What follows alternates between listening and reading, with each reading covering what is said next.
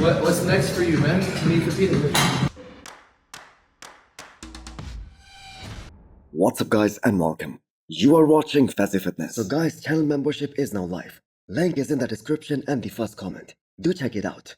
That would really help support the channel. So let's start this video with Rubiel Mosquera, aka Nexzilla. Specifically this interaction of him with the former Miss Olympia and the reigning Arnold champion, Derek Lansford. And thanks to Derek for asking Rubiel, when is he competing? When are we gonna see Rubiel on the stage this year? And we have a show announcement from Rubiel here. Oh yeah. Nice. Let's go. It's exciting. And we, good. Great. 4 weeks, 10 weeks. Turns out, he's going back to Dubai Pro, the same show that he did last year. And for those of you guys who do not know, he placed fourth behind Behrouz Tabani, William Bonac, and Nitin Diasha.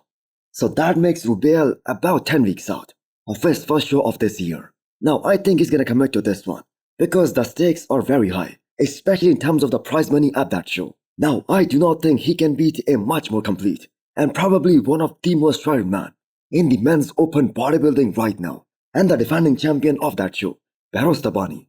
But he can definitely be in the mix if he can bring the condition. So Rubiel met some of the greatest bodybuilding champions at this Fibo Expo this past weekend, and hopefully that gave him a lot of motivation, and he got that much needed push from all these guys to get back on the stage and make a name for himself as one of the best in the IFBB Pro League.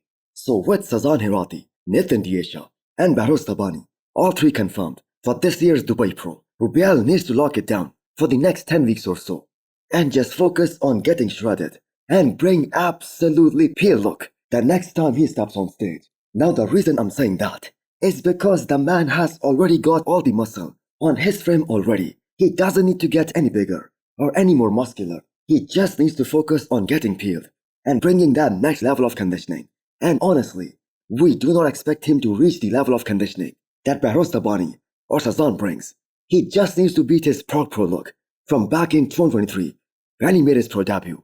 And the man shocked the entire bodybuilding world with his enormous size. So it has been 1 year since we last saw Rubiel Mosquera on the stage, and you would expect that he must have made some considerable amount of improvements in that time span, because 1 year, that is plenty of time to make some noticeable improvements. So Rubiel's announcement for this year's Dubai Pro that make things very interesting for that summer window this year, and the shows that are scheduled in the month of June and July. Now it is very logical to think that he's gonna continue to diet and do shows which are scheduled after Dubai Pro as well, because the thing is, doing just one show after a 1 year gap, that just would not make any sense, and that to a show where the likelihood of Rubiel Mosquera winning and getting his Olympia qualification, they are very little.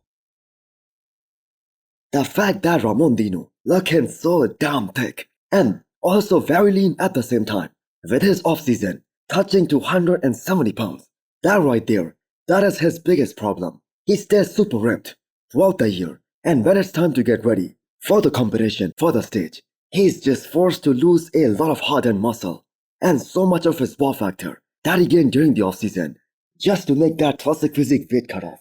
So the question for you guys is that, is Ramon competing in the wrong division? Well, Chris Bumstead just ate up for 4 weeks after his last Miss Olympia. He used that rebound phase to go for Pro in the men's open, and the man looked way better than his Olympia look because he was a lot fuller and he had so much wow factor.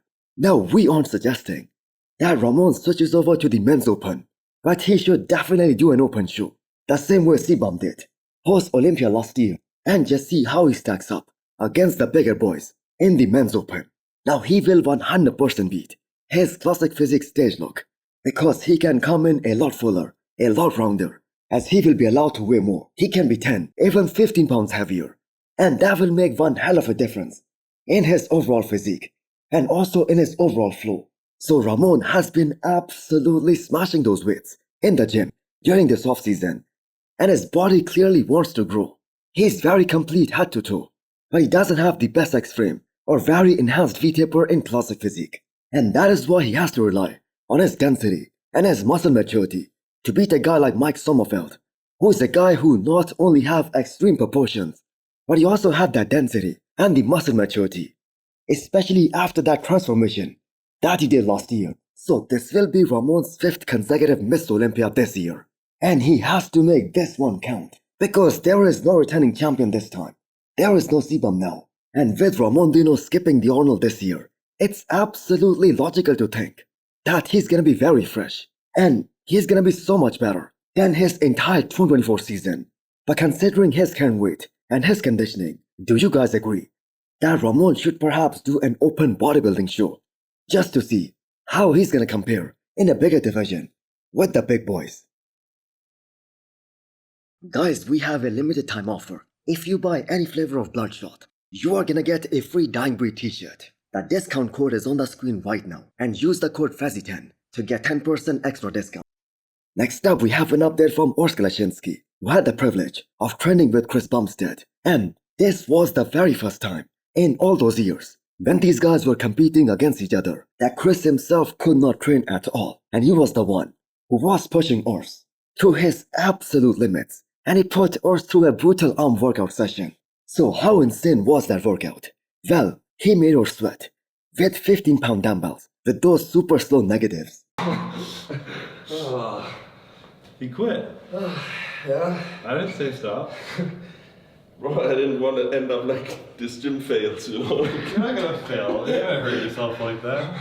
Now Urs is also looking way too big at the moment in the off-season. So he's at that phase right now where he's gonna need to get rid of a lot of that weight when he starts prep. But considering that the Olympia is in October, so the man still has got plenty of time. Now I know his face is looking very big and full of fat, but I bet he's still gonna be very lean if he takes off his shirt. So he's gonna continue with his off-season for at least a month or maybe 2 before he starts dieting down for the Olympia this year. Now Urs is gonna have that winner's mindset going into this year's Miss Olympia. He was the 3rd best last year, presenting his all-time best and beating guys like Ramon Dino, Wesley, and so many others, like Breon who beat him at the Arnold last year. And he even brought up those weak points of his that most of us thought will be kind of impossible to bring up because of that weight cap. And he's another top Olympian who chose to skip this year's Arnold just to be 100% ready for this year's Miss Olympia. And I'm gonna say a bit more size on the arms. And Urs is gonna be one of the most dangerous guy in classic physique this year, because he's one of the most classic looking guy out there. Next up, we have an update from James Hollingshead. So this hasn't been announced by him, but does anybody else getting a feeling that James is gonna do this upcoming Pittsburgh Pro and he's gonna head towards an off-season after that show? Now he's a very nice guy with huge fan following, but Pittsburgh Pro is just too damn difficult. And the lineup that we're gonna see at this upcoming Pittsburgh Pro, that is just way too good for a guy like James. Well, we have Martin, Nick Walker, Good Vito, William Bonac, Michael Crizo, and last but not least, the reigning Arnold champion, Derek Lunsford. So that is 6 guys right there. And what's the point of doing a show when you already know that the chances of you cracking top 6, they are very slim? Now James was very satisfied with the way he looked at this past Detroit Pro, but he fell 2 spots short of his main goal this year, which was to get his Olympia qualification. Now if he has decided to go into the off-season, well, that's actually a good decision. There is no point prepping and doing shows without improving your placings. Instead, James can rest up and enter a show maybe close to this year's Miss Olympia. And he can still qualify for the Olympia this year by doing one of those last Olympia qualifiers. But then again, it all comes down to who he stands next to. The midsection and the abs of James Hollingshead, they just immediately throw his physique off. And that is his biggest weakness right now that we saw this year. So was the combination of James and Stefan delivered their best on the stage? Well, I still think his Arnold Ohio look last year, where he peaked himself, that was one of his best looks, along with his look at the Olympia back in 2022. So here is that official statement from Sergio Oliva Jr. after Fibo Germany this year, where he finished 3rd, and he explained his stance by putting up these comparison shots of him versus the winner, Andrew Jacked, especially at the night show. Now the judges did not compare Andrew and Sergio head to head at the finals of this show, so it's kind of a different angle. at which all of these pictures are taken. But you have got to give it to Sergio. He does look pretty damn good in those comparisons. So the thing that really needs to be said here is that Sergio is relying a lot on his structural width and the kind of size that he has in all of those comparisons.